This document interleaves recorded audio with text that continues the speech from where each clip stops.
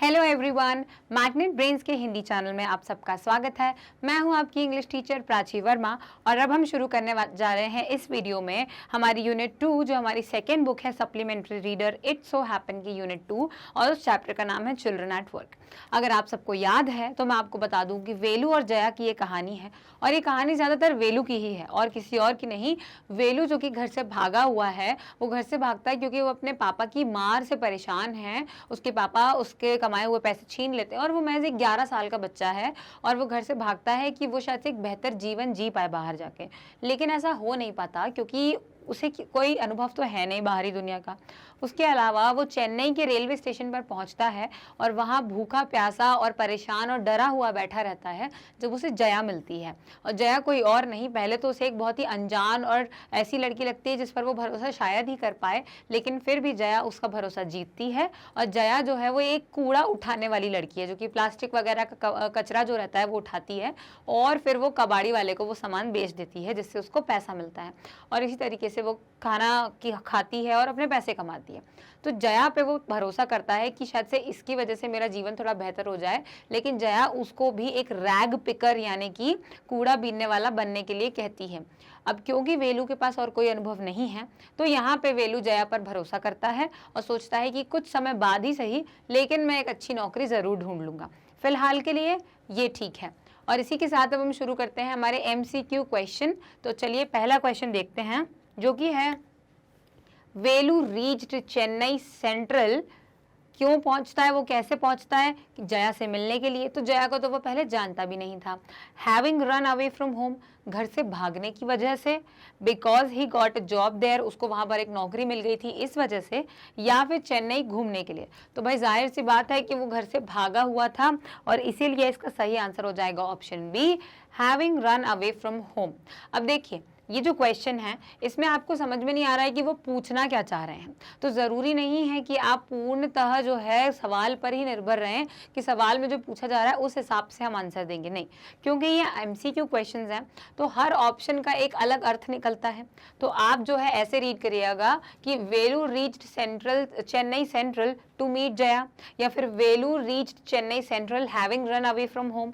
और इस हिसाब से आपको समझ में आएगा कि कौन सा जो वाक्य है वो बिल्कुल सही जा रहा है हमारी कहानी के हिसाब से। ठीक है, तो इसका ऑप्शन बी करेक्ट हो गया। चलिए बढ़ते हैं अगले क्वेश्चन पर। The scene of the railway platform reminded Velu. जब वो रेलवे के प्लेटफॉर्म पे था ट्रेन से उतरने के बाद, तब उसे उस प्लेटफॉर्म का नज़ारा कुछ मिला जुला लग रहा था कि उसने इतनी भीड़, इतने सारे लोग कहीं देखे हैं। कहाँ देखे थे? ऑफ द विलेज फेयर, कि वो उसको एक गांव के मेले की याद दिला रहा था, कुंभ के मेले की याद दिला रहा था। That this city was so different from his village, ये याद दिला रहा था कि ये जो शहर है ये उसके गांव से कितना अलग है। या फिर that he was alone in the big crowd, कि वो इतनी बड़ी भीड़ में कितना अकेला है। तो भाई ये जो भीड़ है रेलवे स्टेशन की उसको अकेलेपन का एहसास नहीं दिला रही थी। अकेलापन तो उसे बाद में उसका अनुभव हुआ, लेकिन पहले उसको क्या लग रहा था, इतनी भीड़ उसने कहीं नहीं देखी है, सिर्फ एक जगह देखी है जो कि है उसके गांव के मेले में। जब उसके गांव में मेला लगता है तो इतने सारे लोग इकट्ठे होते हैं कि सिर्फ उसके गांव के नहीं, गांव के अलावा भी दूसरे गांव से लोग आते हैं उस मेले को अटेंड करने के लिए, उसे घूमने के लिए, वहाँ मस्ती करने के लिए, और तभी उसने इतनी सारी भीड़ देखी हुई है। अगला क्वेश्चन है पैसेज के ऊपर। When he finally stood on the platform, his legs felt wobbly. जब वो आखिरकार प्लेटफॉर्म पर खड़ा हुआ तो उसके पैर वॉबली उसको महसूस हो रहे थे, as if he was still on a moving train, जैसे कि वो अभी भी एक चलती हुई गाड़ी पर बैठा हुआ है। ठीक है, तो यहाँ पर ही किसके बारे में बात हो रही है? ये तो who is he referred to. तो इस चैप्टर में जो है हमारी इस कहानी में सिर्फ दो ही लोग हैं, एक ही है एक शी है ना, वेलू है और जया है। तो फिर यहाँ ही किसके लिए इस्तेमाल किया गया है? जया के लिए, वेलू के लिए, नरेटर के लिए, या इनमें से कोई भी सही आंसर नहीं है। तो भाई ये बात तो वेलू के बारे में की जा रही है कि वेलू जब ट्रेन से उतरा, प्लेटफॉर्म पर खड़ा हुआ, तो जैसे कि हम जब वो पहली बार ट्रेन में बैठा था तो उसके लिए ये अनुभव भी नया था कि ट्रेन में कैसे कैसे हिलते हुए जा रहे थे, है ना। और वो रात भर ट्रेन में था, तो हम क्या होता है, हमारे साथ भी अक्सर ये होता है जब हम ट्रेन में ट्रैवल करते हैं तो हम जब ट्रेन से उतरते हैं तो अचानक से ऐसा लगता है कि जब हम अभी भी थोड़ा सा हिल रहे हैं, क्योंकि ट्रेन पूरे समय हिलती रहती है है कि नहीं। तो बस वही चीज़ है यहाँ पर, वेलू को भी वही लग रहा था प्लेटफॉर्म पर उतरने के बाद कि अभी भी मैं ट्रेन पर ही हूँ और थोड़ा थोड़ा ऐसे हिल रहा हूँ। इसी पैसेज पर आगे क्वेश्चन बनता है, why did his legs feel wobbly, और उसके पैर वॉबली उसको क्यों महसूस हो रहे थे, क्योंकि ट्रेन चल रही थी इसीलिए। Because of running away from home, क्योंकि वो घर से भागा हुआ था इसीलिए उसके पैर कांप रहे थे। उसे भूख लग रही थी जिस वजह से वो कांप रहा था, या वो उसे डर लग रहा था। तो हम नहीं, जब हम स्टेज पे परफॉर्म करने जाते हैं माइक के सामने इतनी सारी भीड़ के सामने बोलते तो थोड़े से पैर हिलने लग जाते हैं डर के मारे, एक नर्वसनेस होती है। तो उस प्रकार का अगर उसको डर लग रहा था इसलिए उसके पैर कांप रहे थे। तो उसके पैर मूविंग ट्रेन की वजह से, मूविंग ट्रेन का जो इफेक्ट था, जो असर था हिलती हुई ट्रेन का, उस वजह से उसके पैर जो है वॉबल कर रहे थे। What is the meaning of wobbly? अब वॉबली का क्या मतलब होता है? अनस्टेडी।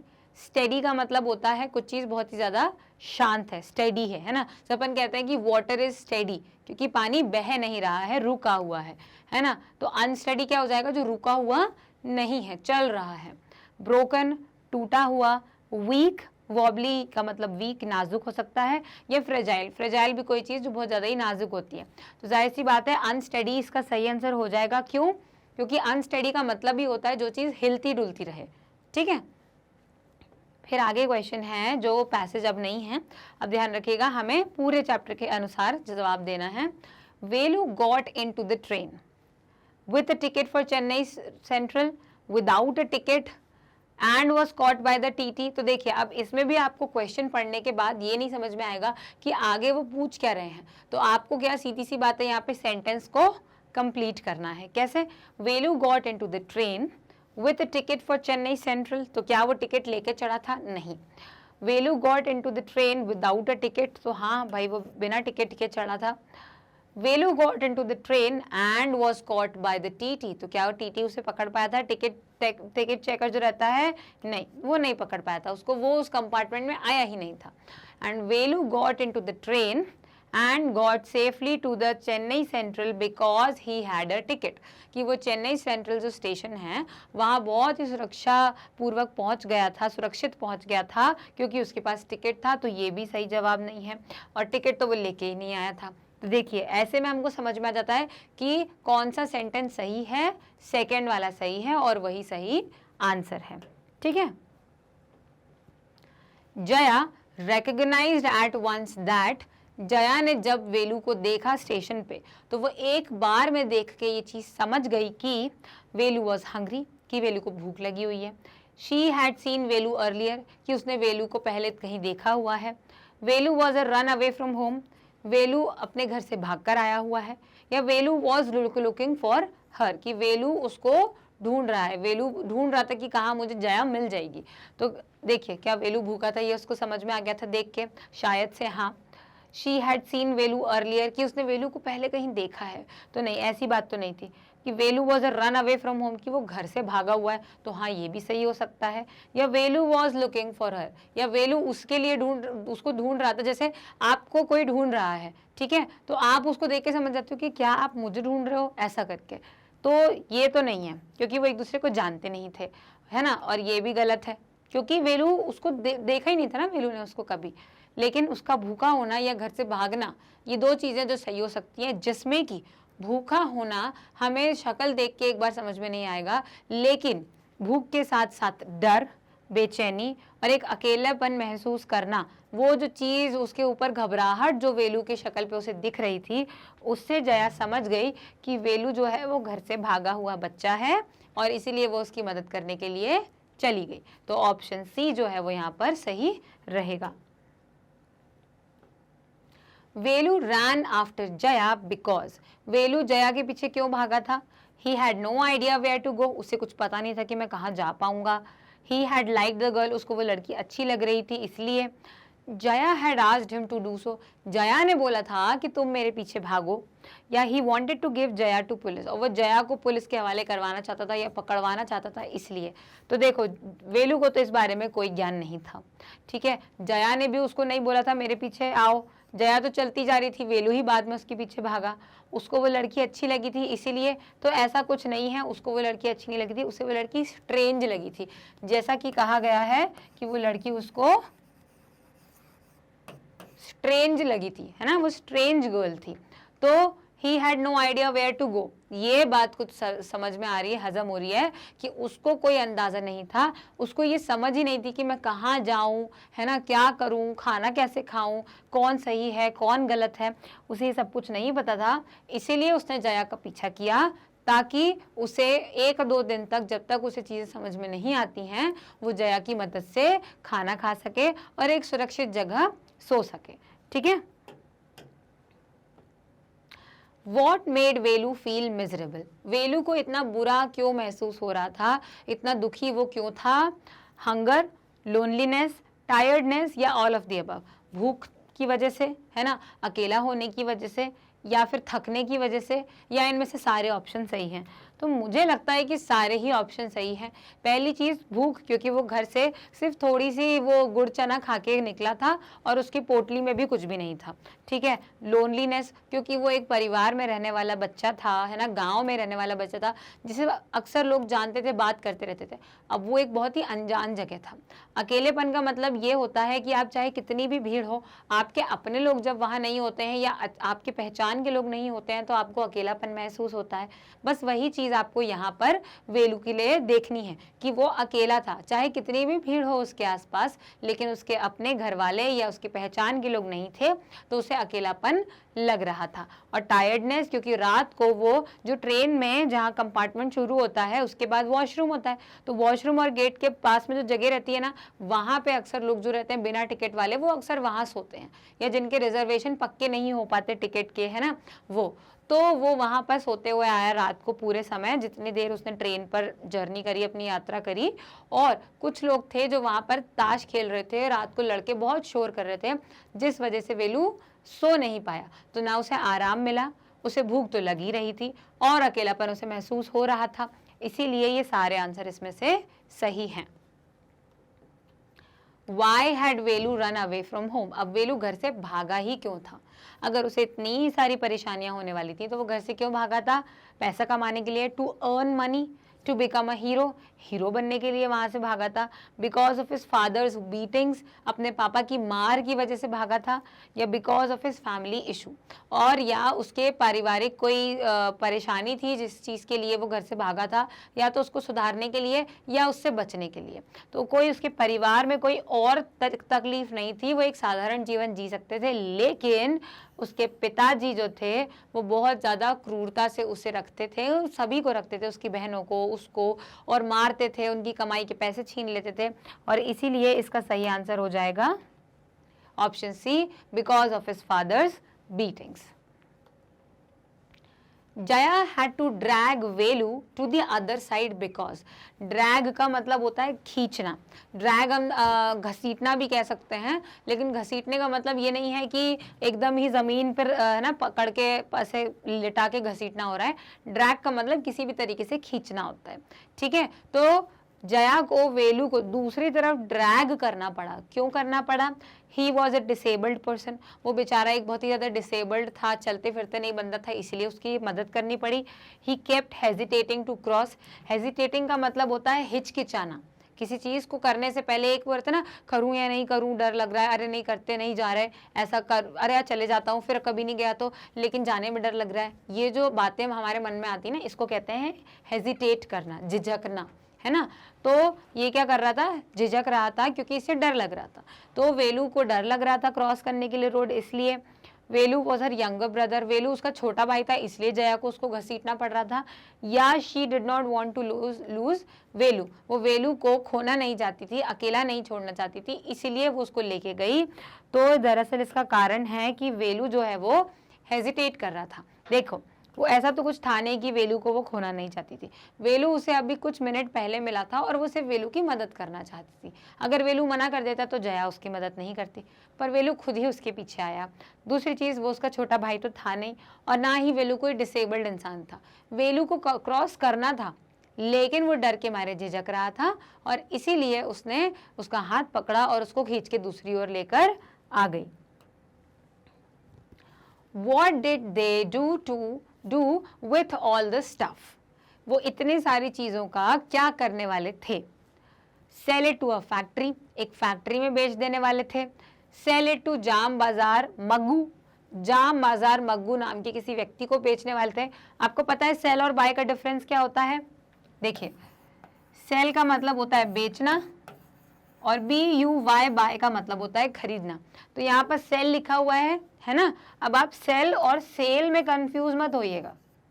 ये सेल और ये सेल, ये होता है कि एक सेल, एक वो सेल होती है जिसमें आपको कम में मिलता है सब कुछ, है ना, ऐसे थोक में मिल जाता है सामान, आपको सस्ते में सामान मिल जाता है, तो उसे हम कहते हैं सेल। या जब बिक चुका है तो ये सेल हो चुकी है ना, सेल हो गई है। लेकिन ये जो सेल है ये वर्ब है, ठीक है, ये एक वर्ब है जिसका मतलब होता है बेचना। Sell it to a factory, factory को बेचना। सेल इट टू जाम बाजार मग्गू, जाम बाजार मग्गू को बेचना। सेल इट टू माम बाजार जग्गू, अब ये टंग ट्विस्टर हो गया, माम बाजार जग्गू या फिर जाम बाजार जग्गू, तो किसको बेचना था वो? जाम बाजार जग्गू। ऑप्शन डी यहाँ पे सही है। और इसी के साथ अगर आप जब ये क्वेश्चन पढ़ते हैं तो एक चीज जो ध्यान देने की है वो स्टफ की है। तो स्टफ का मतलब क्या है? जया का जो बैग था जिसके अंदर प्लास्टिक वगैरह का सामान था, है ना, पेपर, प्लास्टिक, बॉटल, ये सब कुछ था, तो वो उस स्टफ की बात कर रहे हैं, ठीक है। तो स्टफ से आपको ये समझ आना चाहिए कि अगर यहाँ पे ही, शी, इट कुछ भी नहीं लिखा है, किसी का नाम नहीं लिखा है वेलू या जया का, तो भी what did they do with all the stuff, तो स्टफ का मतलब समझ में आ जाता है कि वो जो सामान, जो कूड़ा जया इकट्ठा कर रही थी उसको इन्होंने स्टफ बोला गया है। अब हम पढ़ते हैं ये dialogue. You won't get food by sitting here glumly making faces, I can find some if you want। वो बोलती है कि आप अगर यहाँ पे ऐसा मुंह बना के बैठे रहोगे तो खाना नहीं मिलने वाला, अगर तुम चाहते हो तो मैं थोड़ा सा खाना ढूंढ सकती हूँ। तो यहाँ पे स्पीकर कौन है? ये कौन बोल रहा है? वेलू बोल रहा है, जया, नरेटर या टीटी बोल रहा है। तो टीटी और नरेटर तो भाई कहानी में, इस कहानी में नहीं आते हैं, इस बात में, ठीक है। अब वेलू और जया में से कौन बोल रहा है? तो खाना ढूंढने की बात हो रही है, वेलू को तो कुछ आता पता ही नहीं है, तो इसका सही जवाब क्या हो जाएगा? जिसको ज्ञान होगा, जिसको पता होगा, वो ही तो बोलेगा कि मैं खाना ढूंढ के ला सकता हूँ या ला सकती हूँ। तो जया को चेन्नई सेंट्रल पर पहुंचने के बाद जब उसे जया से मिला तब वेलू को यही तो समझ में आया कि जया बहुत कुछ जानती है इस शहर के बारे में, इसीलिए वेलू जया के पीछे गया और जया ने उससे यही कहा कि तुम यहाँ मुंह बना के बैठे रहोगे तो खाना नहीं मिलने वाला, मेरे साथ चलो, अगर तुम्हें चाहिए तो मैं थोड़ा सा खाना ढूंढ सकती हूँ तुम्हारे लिए। What is the meaning of making faces? अब मेकिंग फेसेस का मतलब क्या होता है? जैसे आप बोलो कि मैम जो हैं उन्होंने एक फेस बना दिया, तो क्या मेरी इस एक्टिविटी को आप बोलोगे मेकिंग फेसेस? नहीं। मेकिंग फेसेस का मतलब सैड एक्सप्रेशन, ऐसे दुखी होके बैठना, सैड होके बैठना कि खाना ही नहीं है यार मेरे पास तो। इरिटेटेड, इरिटेट होना, चिड़चिड़ करना। रिग्रेट करना, पछताना। या डिसलाइक करना कि यार मेरे को नहीं पसंद, ये क्या है, कहाँ आ गया मैं, क्या कर रहा हूँ। तो सही डिसलाइक ही होगा, यही होगा। हम क्या करते हैं, मुंह बना के बैठ जाते हैं, जैसे हमसे कोई काम नहीं हो रहा है ना, हम कुछ करना चाहते थे। मान लीजिए आप कोई बहुत शानदार पेंटिंग बनाने वाले हैं, आपका मन है पेंटिंग बनाने का, लेकिन आपसे ना वो बन नहीं पा रही है, तो आप मेहनत नहीं करोगे, आप क्या करोगे, ऐसे बनाते मुझसे तो हो ही नहीं रहा, मुंह बना के बैठ जाओगे। कहते हैं ना मुंह बना के बैठ जाना, उस मुंह बनाने का मतलब है कि उस काम को आप पसंद नहीं कर रहे हैं क्योंकि वो आपसे हो नहीं पा रहा है, तो आप डिसलाइक दिखाते हो। यहाँ पर मेकिंग फेसेस का मतलब है डिसलाइक, है ना, कि ये अच्छा नहीं लग रहा, ये नहीं हो रहा, ये समझ में नहीं आ रहा, कैसे लोग हैं, तो इसको कहते हैं नापसंद होने का एक जो एक्सप्रेशन होता है वो बताना। What do you mean by glumly? अब glumly का क्या मतलब होता है? हैप्पीली। तो क्या आपको लगता है कि इस शब्द का मतलब हैप्पीली होता है? क्या बोलती है? You won't get food by sitting here glumly making faces। अब हमने मेकिंग फेसेस देखा था कि उसका मतलब होता है डिसलाइक। अब डिसलाइक अगर मतलब होता है मतलब नापसंद, मतलब कि एक ये नेगेटिव वर्ड है कि नहीं, ये वर्ड नेगेटिव है। तो मेकिंग फेसेस और ग्लमली उल्टे तो है नहीं, जुड़े हुए हैं कि ग्लमली बैठे रहोगे मुंह बना के तो कैसे मिलेगा। अब ये नेगेटिव वर्ड है तो आप इसमें से सबसे पहले तो पॉजिटिव वर्ड हटा दो, जैसे कि हैप्पीली और एक्साइटेडली, ये दोनों है, इसका ऑप्शन है ही नहीं। सैडली और स्लीपी, अब ये जो मैं आपको तरीका बता रही हूँ ये इसलिए बता रही हूँ क्योंकि ऐसा कई बार हो सकता है कि आपको सारे शब्दों के अर्थ नहीं याद हो या पता ना हो। ठीक है, आपने उसे पढ़ा, जैसे आप देख के समझ गए कि ग्लमली मतलब कुछ ऐसा ही होगा कि वो मुंह बना के बैठा हुआ है, लेकिन आपको ये समझ में नहीं आएगा कि उसका एग्जैक्ट मीनिंग क्या हो सकता है, उसका बिल्कुल सही अर्थ क्या निकलेगा। तो आप क्या करेंगे, एलिमिनेशन। एलिमिनेशन मतलब जो ऑप्शन गलत है चारों में से उसको एक एक करके हटाते जाओ, आखिरी में जो बचा वो सही हो जाएगा। और वो हटाने का तरीका यही है कि मेकिंग फेसेस का मतलब अपने को पता है, वो है एक नेगेटिव वर्ड। मेकिंग फेसेस मतलब मुंह बनाना, नेगेटिव है। हैप्पीली और एक्साइटेड होना, खुश होना और उत्साहित होना अच्छे शब्दों में आते हैं, मतलब पॉजिटिविटी फैलाते हैं। सैडली और स्लीपी, तो क्या वो स्लीपी था, क्या वो आलस कर रहा था, नहीं, लेकिन वो दुखी था। तो इसका सही आंसर क्या हो जाएगा, ऑप्शन बी सैडली। तो वो आलस तो नहीं कर रहा था, ये भी हमने कर लिया। दो सेम ऑप्शन में से एक गलत ऑप्शन निकाला, बचा क्या, सैडली, और वही उसका सही आंसर निकला। अब आपको समझ में आया कि हम एलिमिनेशन कैसे करते हैं। आपको कई क्वेश्चंस ऐसे आ सकते हैं पेपर में जिसमें आपको सही अर्थ, एमसीक्यू के लिए बता रही हूँ, एमसीक्यू के कई ऐसे क्वेश्चंस आते हैं जो हमें सीधा अर्थ उसका नहीं पता होता।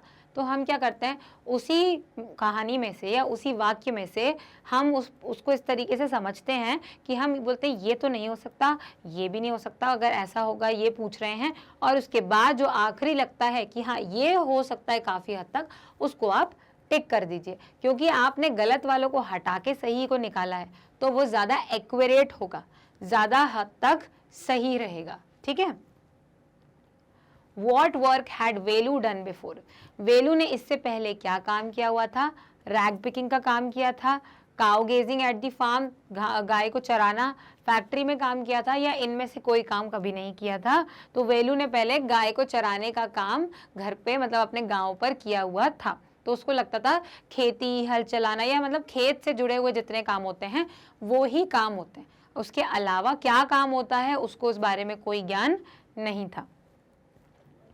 What were the huts made of, जहाँ पर जया वेलू को लेकर गई वहाँ जो झोपड़ियाँ बनी हुई थी वो किस चीज़ों से बनी हुई थी, मेटल की शीट से बनी हुई थी, यानी कि जो मेटल होता है, जो धातु होता है ना, स्टील या फिर आयरन किसी भी चीज़ से बनी होंगी।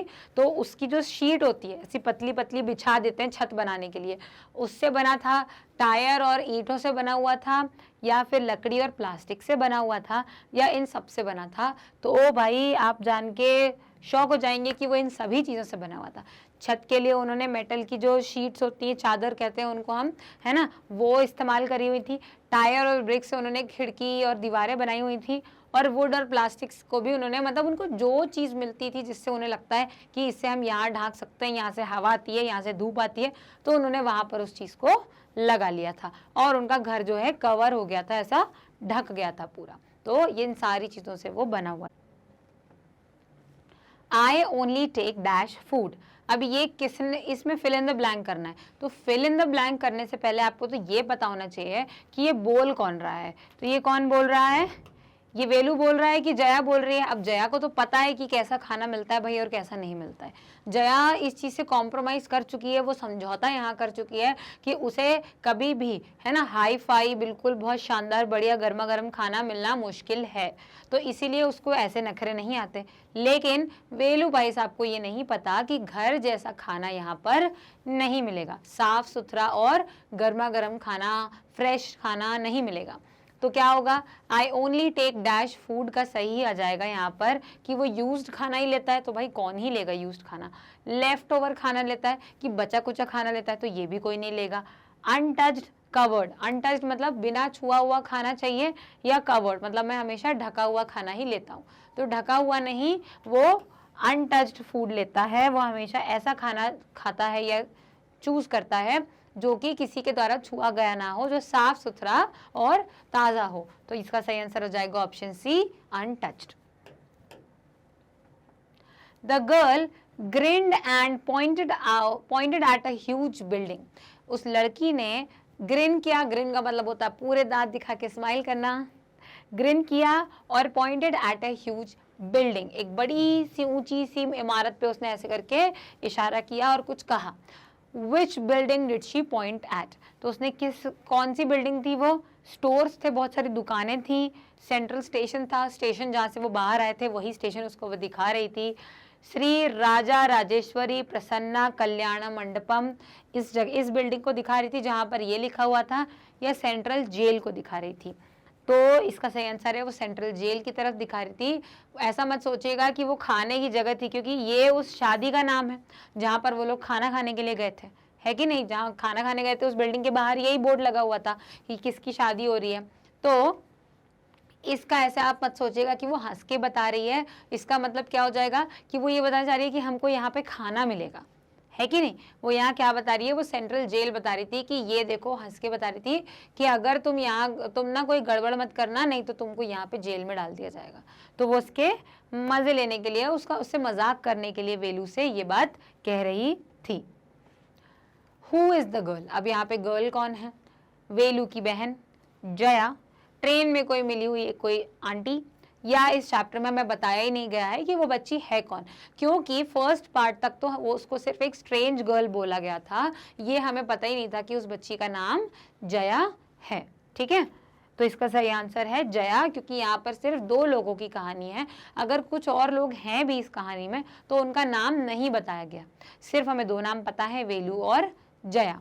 ठीक है, तो वेलू की बहन तो नहीं है और ट्रेन पर मिली कोई आंटी से बात नहीं हुई है। चैप्टर में ये बताया गया है कि वो जो द गर्ल है वो कौन है? जया है। If you stand around in the middle of the road like this you will be dash. अगर रोड के बीचों बीच तुम ऐसे खड़े रहोगे तो तुम्हारा क्या हो जाएगा?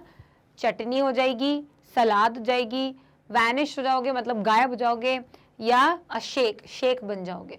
तो क्या हो जाएगा तुम्हारा? आप रोड पर हो और कोई गाड़ी आपको मार दे, आपका एक्सीडेंट हो जाए, तो क्या बोलते हैं अपन उसको कि सलाद बन जाएगी, कि सलाद की तरह कट जाओगे? नहीं।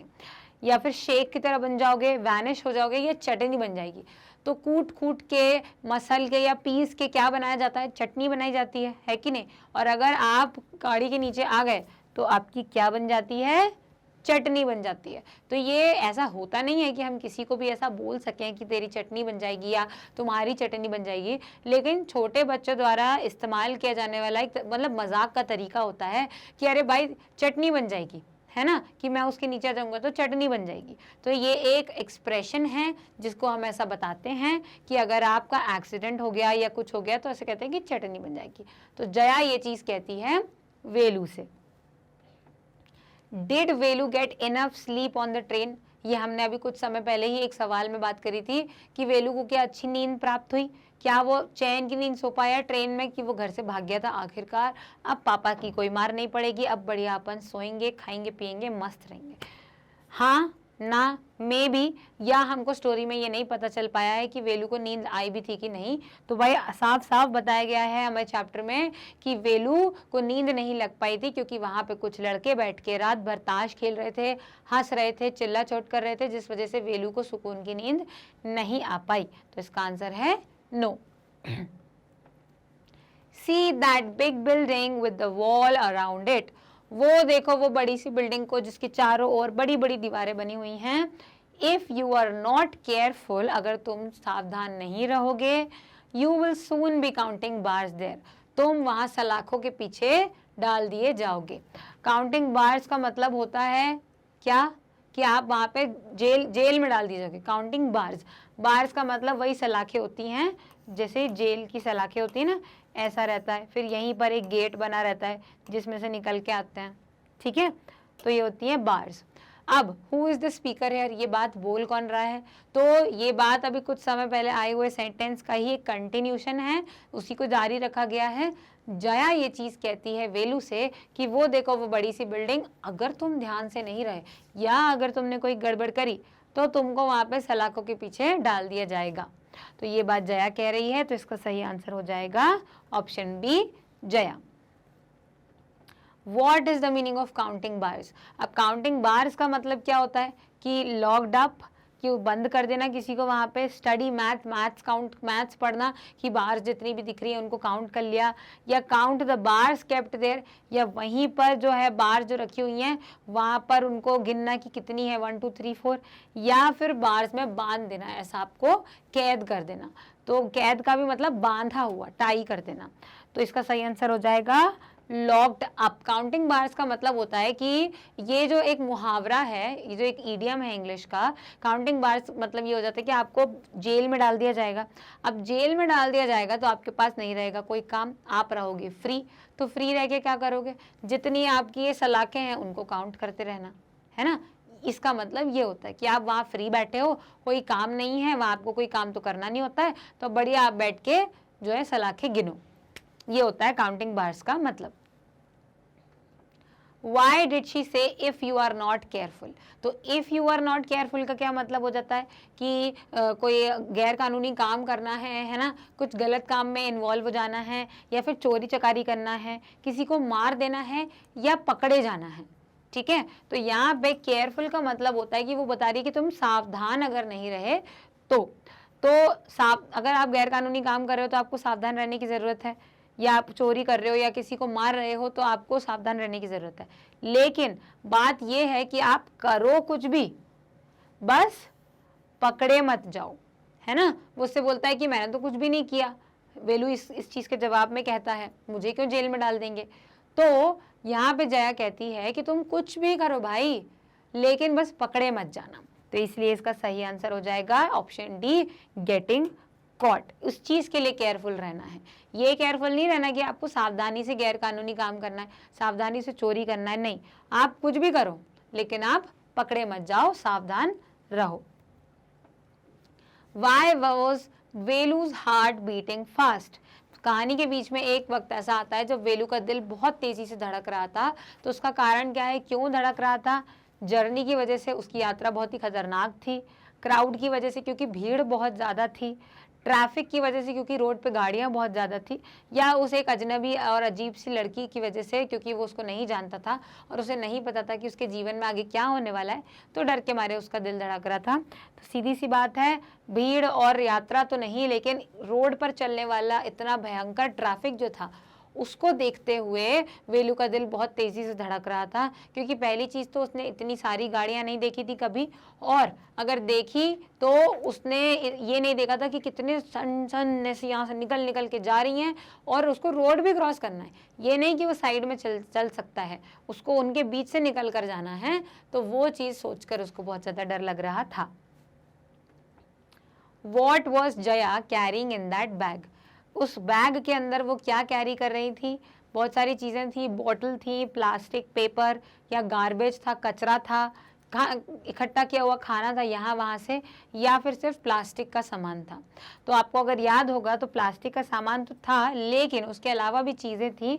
खाना नहीं था, कचरा नहीं था, काम की चीज़ थी जो हमारे काम की अब नहीं रहती है, लेकिन फैक्ट्री वाले या कबाड़ी वाले उसे इस्तेमाल कर सकते हैं।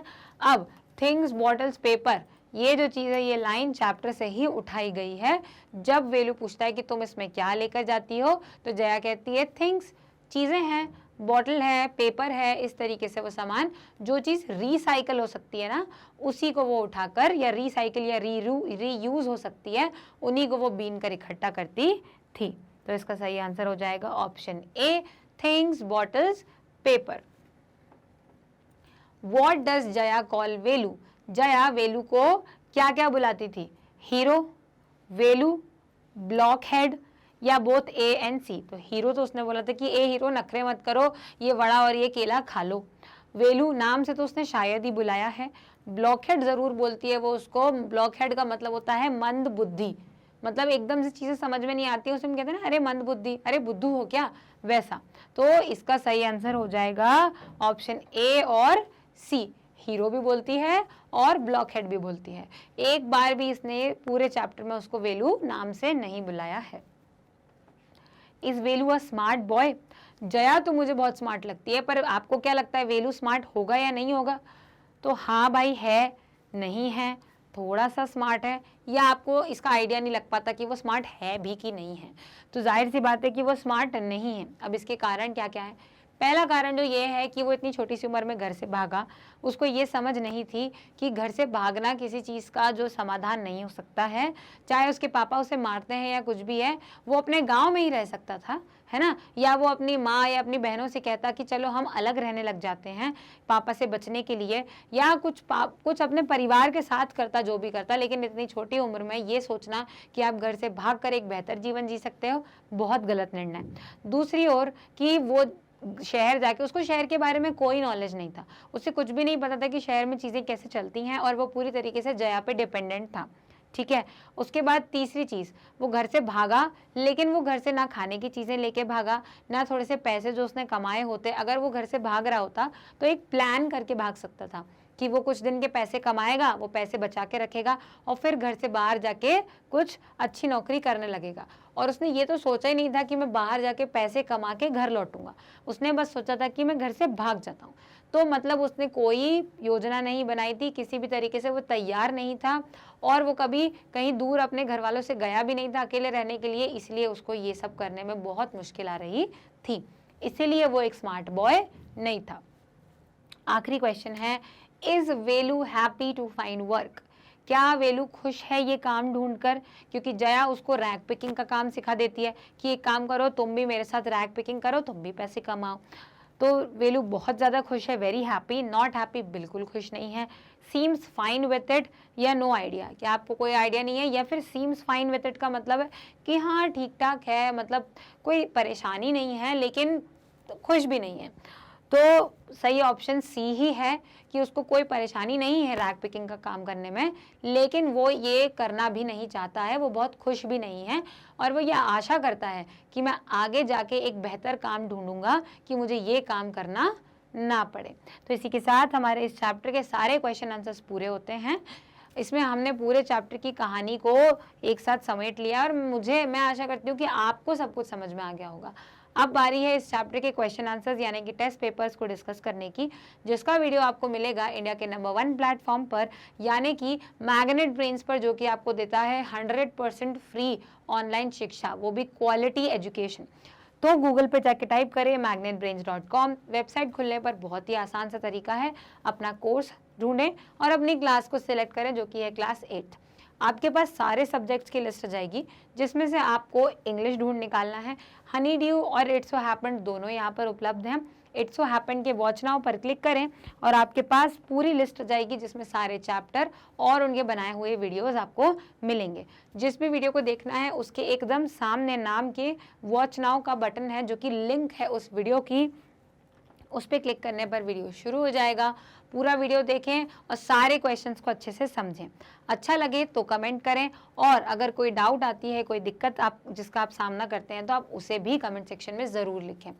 इसके बाद क्योंकि मैग्नेट ब्रेन्स पर 6th से 12th स्टैंडर्ड तक के बच्चों के लिए गुड क्वालिटी एजुकेशन मिल रहा है, वो भी 100% फ्री, सारे स्टेट बोर्ड्स के हिसाब से, तो भाई इस वीडियो को लाइक करना बनता है। हमारे यूट्यूब चैनल को भी सब्सक्राइब करें, और इस न्यूज़ को, इस बात को और इस चैनल के वीडियोस को अपने दोस्तों से या क्लासमेट से शेयर करना ना भूलें। मिलते हैं अगले वीडियो में, तब तक के लिए थैंक यू।